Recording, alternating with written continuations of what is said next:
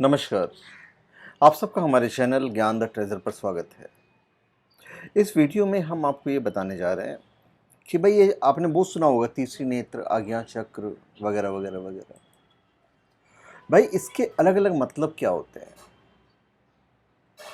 आपने सबसे पहले तीसरी नेत्र यानी कि थर्ड आई के बारे में सुना होगा, बचपन में सुना होगा, धार्मिक सीरियल देखे होंगे तब आपने सुना होगा, और लगभग हर किसी ने ये शब्द ज़रूर सुना है। तो मन में एक उत्सुकता बनी रहती है कि काश मैं भी तीसरी नेत्र को जागृत कर सकता।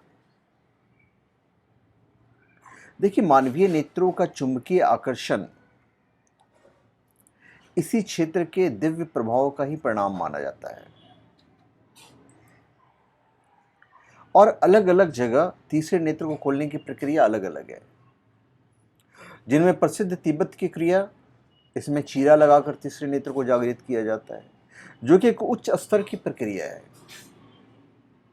इसके अलावा ध्यान में भी तीसरे नेत्र का जागरण की कई विधियों का जिक्र आता है। तीसरा नेत्र या तीसरी आंख या आज्ञा चक्र, इसके बारे में जानना उतना ही रोचक है जितना हम इसे समझते जा रहे हैं। पर इसका वास्तविक महत्व क्या है तीसरे नेत्र के जागरण करने का? और सबसे बड़ी बात है कि छठी इंद्री क्या है, आज्ञा चक्र जागरण क्या है, कैसे किया जाता है। ये सभी चीज़ें हमारे आध्यात्मिक स्वरूप से जुड़ी हुई है। ज़्यादातर लोग ये जानना चाहते हैं कि भाई तीसरी आंख कैसे खोलें। भाई सबसे पहले तो आप ये जान लें कि तीसरी आंख का विज्ञान की दुनिया में भी वजूद है, और इसमें तीसरी आंख या यूँ कहें कि छठी इंद्री को पीनियल ग्लैंड समझ लीजिए कहते हैं, और आज भी इसके ऊपर रिसर्च चालू है। तीसरी आंख पर ध्यान करना प्याज की परत को घेरना है। जिस तरह प्याज में परतें होती हैं, वैसी हमारे आज्ञा चक्र के चारों ओर परत का जाल है, जो हमारे विचारों द्वारा पैदा किया गया होता है। ध्यान द्वारा एक एक करके इन परत को खोला जाता है, और अंत में शून्यता के साथ हम अनंत ब्रह्मांड में किसी भी तरंग को पकड़ने में सक्षम हो जाते हैं। आज्ञा चक्र जो होता है, हमारा थर्ड आई जो होता है, उसका मुख्य कार्य ही विचरण करती तरंगों को पकड़ना होता है। अपने देख तो मेढक वगैरह, कौवे को ही अब देख लो, इनका सिक्स सेंस इतना स्ट्रांग होता है कि आपने यूं किया और ये भाग जाते हैं।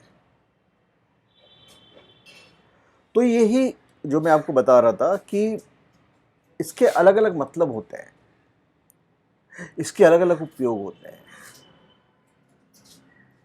अगर इसे हम एक जटिल प्रक्रिया कहें तो कोई गलत बात नहीं है। हम जो भी देखते हैं या महसूस करते हैं, उसमें हमारा कोई अभ्यास नहीं होता है। बस कुछ पल के लिए हम काल की घटनाओं को महसूस करते हैं और भूल जाते हैं, और कुछ लोग इन्हें याद करने के लिए कई तरीके भी आजमाते हैं, जिसमें से एक होता है डायरी लिखना।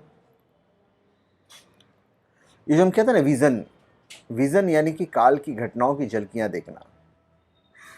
यहाँ काल का मतलब तीनों काल है, और झलकियाँ प्रदर्शित करती है ऐसी घटनाओं की ओर जिस पर हमारा नियंत्रण नहीं होता है। तो इसके अलग अलग मतलब होते हैं, जिसमें से कुछ मतलब मैंने आपको बताया है। जैसे हम कहते हैं कि भाई कहाँ है, तो भाई माथे के आगे दोनों भावों के बीच में आईब्रो के मध्य में है। रंग क्या होता है, तो इंडिगो लाल और नीले रंग का होता है। हम ज़्यादातर ओम ध्वनि से इसको हम जागृत करने की कोशिश करते हैं। तो ओम क्या है? ओ सूर्य तत्व है, और एम क्या है? चंद्र तत्व का प्रतिनिधित्व करता है। और तत्व क्या है? विद्युत तरंगों का स्वरूप यानी कि टेलीपैथिक ऊर्जा। और सेंस क्या है? भाव द्वारा। तो अगले वीडियो में हम आपको ये बताएंगे, अभी तो मैंने बताया कि मतलब क्या क्या होता है, अगले वीडियो में आपको ये बताऊंगा कि तीसरी आंख काम कैसे करती है। तो धन्यवाद, आप सबका हमारे चैनल पर स्वागत है। आप हमारे चैनल पे सब्सक्राइब करें और अपने कमेंट दीजिए। धन्यवाद।